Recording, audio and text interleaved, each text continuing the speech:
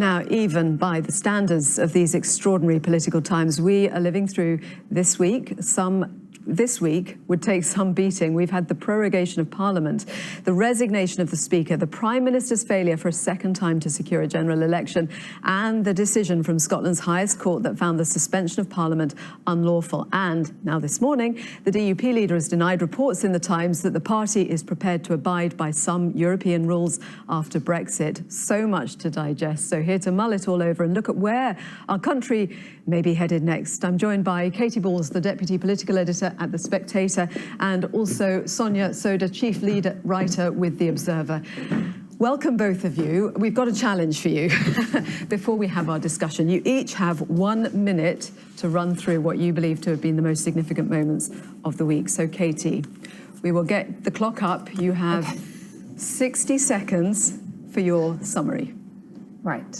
Okay? Yeah. So I think the big significant thing is we have a Prime Minister who is effectively stuck in Downing Street, unable to negotiate as he wants after the bill to legislate against the no-deal Brexit to force him to seek a Brexit delay received royal assent. On top of that, he's failed twice now, including this week, to get a general election, so he can't go to the polls. And Parliament has been suspended, so nothing is going to happen for a couple of weeks, unless the Supreme Court agrees with the Scottish Court ruling this week that prorogation is illegal or bad advice, and in which case he may have to face the music sooner rather than later. Have I You've got another 15, 17 seconds to go. You're doing well. In which case, and adding to Boris Johnson's problems, we have John Bercow, who announced that he is going to resign this week, which appeared to be good news for the Tories. However, the problem is people now think that he wants to create a legacy before he goes, and in the various rulings on Brexit in the Commons, he might be sympathetic to the other side. Your time is up. You did well. Thank you very much, Katy. So much to talk about. And it is extraordinary, isn't it, that has all happened in 1 week. Let's bring in Sonia, because we have sprung this, I'm afraid, Sonia, on you. So you've had a little time to prepare, but you're brilliant for doing this for us. So tell us in 60 seconds how you would summarise this week. Yes, I am ad-libbing. So, number one, Parliament prorogued. MPs not sitting for 5 weeks if Boris Johnson gets his way. But then we saw the Scottish courts actually say that Boris Johnson's prorogation of Parliament was illegal. That's going to be heard in the Supreme Court next week. There is a chance that the courts could overturn the Prime Minister's decisions. So we might actually see MPs come back. Secondly, we saw the publication of the Yellowhammer documents. Government had come under a lot of pressure to publish its documents setting out what might happen under a no deal. And a lot of the content was familiar because it had already been leaked, but it's all stuff like shortage of medical supplies, potentially, shortages of food. Thirdly, we've seen the Tory splits behind closed doors continue. And we know that within the Cabinet, there are a lot of Cabinet ministers who are very uneasy with Boris Johnson's strategy. And so we saw some briefings to the papers yesterday with ministers saying Boris Johnson has really got to obey the law. Fourthly, we've seen splits. You're out of time, but carry on. We'll give you some extra. Another couple of points. Go on then, go on. Well, I think the other couple of things is we saw some of the sort of differences within the sort of opposition alliance to Boris Johnson open up. You've got the Lib Dems saying that their policy would be to revoke Article 50. We've got divisions within Labour about whether you should have a referendum before a general election or a general election before a referendum.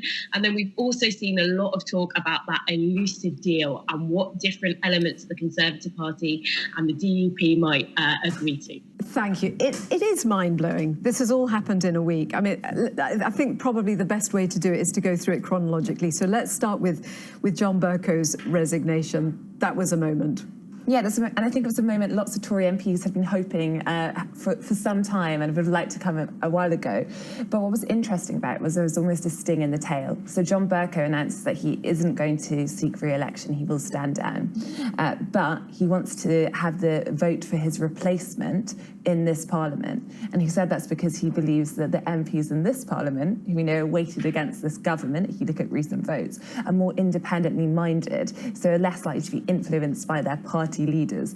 And I think there's this sense that the Speaker is supposed to be this neutral, impartial role. John Bercow has changed that role and added a lot of character to it, but some think he is biased in terms of Brexit. And I think there's a worry on the Tory benches that what he's trying to do now is get a successor who will do it more as he did than perhaps previous incarnations. There was a long period, wasn't there, Sonia, where he listened to the accolades on the benches of him as Speaker. I mean, how much has him being Speaker shaped where we are now in terms of Brexit?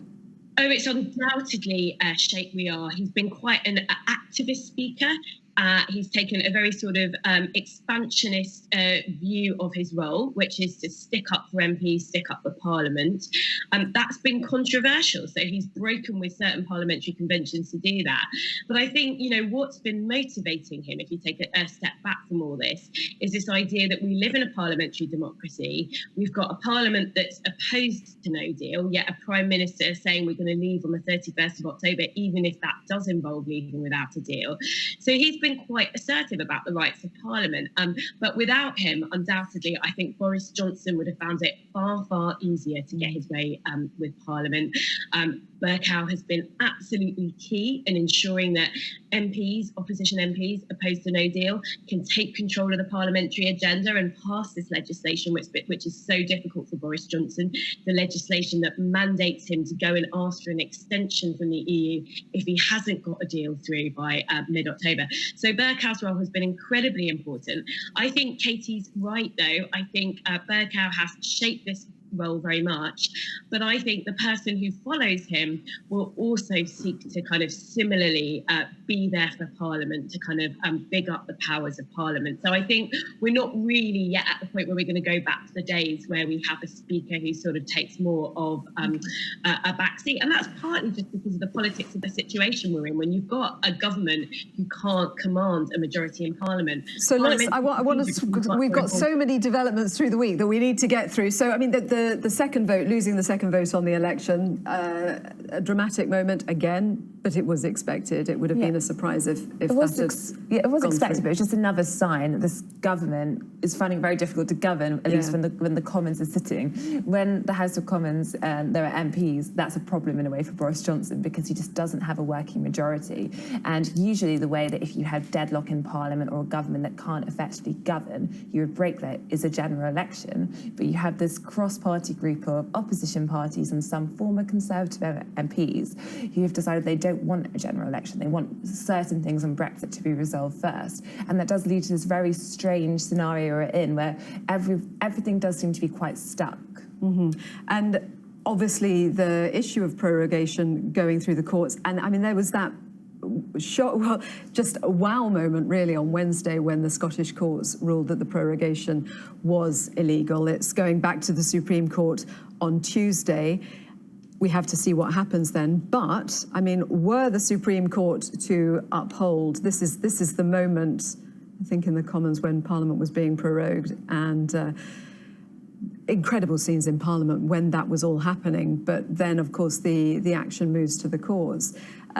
Were the courts to rule next week, Sonia, that prorogation were illegal, it would mean MPs having to go back, and it would also mean the government having a majority, I suppose you put it, of, what is it, minus 47? Minus 21.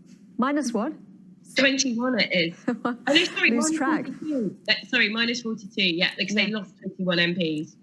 So how do you see things unfolding in that instance? I mean, it may not happen, obviously, but we're in uncharted territory again.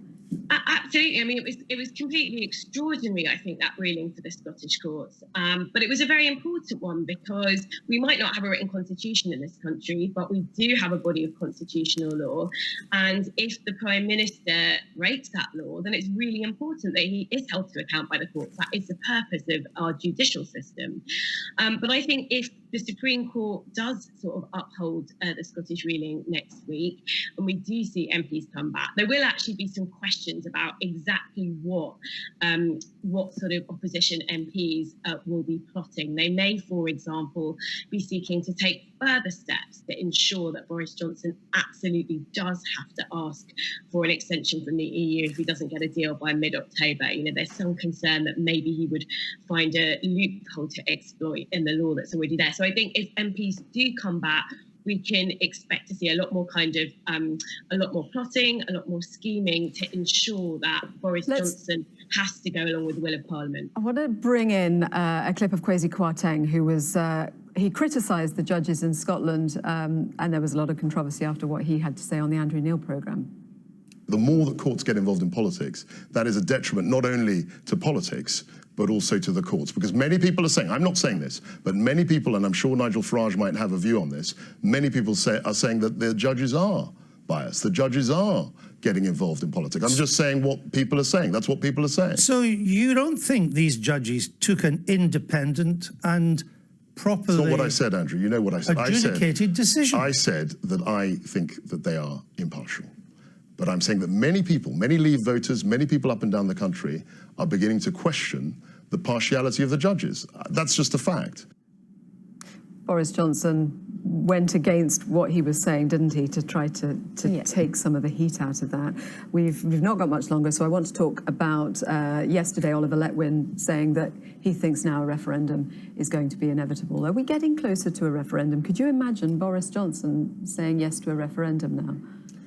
I can't imagine Boris Johnson saying yes to it. I mean, I had big surprises in politics, but that would be a very big surprise. I think you can see a potential path to one, but the idea being floated, which I think does worry some government figures, is you had this bloc against no deal who has shown they are effective. They're doing votes that Boris Johnson can't win against them. If they could unite around a second referendum, perhaps. I think the numbers in this parliament are still tricky if you look at Labour MPs representing Leave seats to go for a second referendum. But if we do end up with a general election and say Remain Alliance government, then you could go there. But I think because Boris Johnson has lost control of the Commons, anything is possible right now. And just to bring us right up to date, talk of Northern Ireland only backstop, DUP Sammy Wilson saying this morning that actually the DUP would not agree to what is being discussed about potentially providing a way through. Do you think that Northern Ireland only backstop is going to end up being the path that the government goes down? There's been lots of optimistic noises this week, but I just think we're at this point where it looks very difficult with these numbers in Parliament, even if there is a breakthrough. And also, Boris Johnson needs a big concession still to sell it to his party, and he himself has said that now that no deal isn't off the table, it's hard for him to get that. Katy, Sonia, thank you both very much indeed for joining us. Thank you.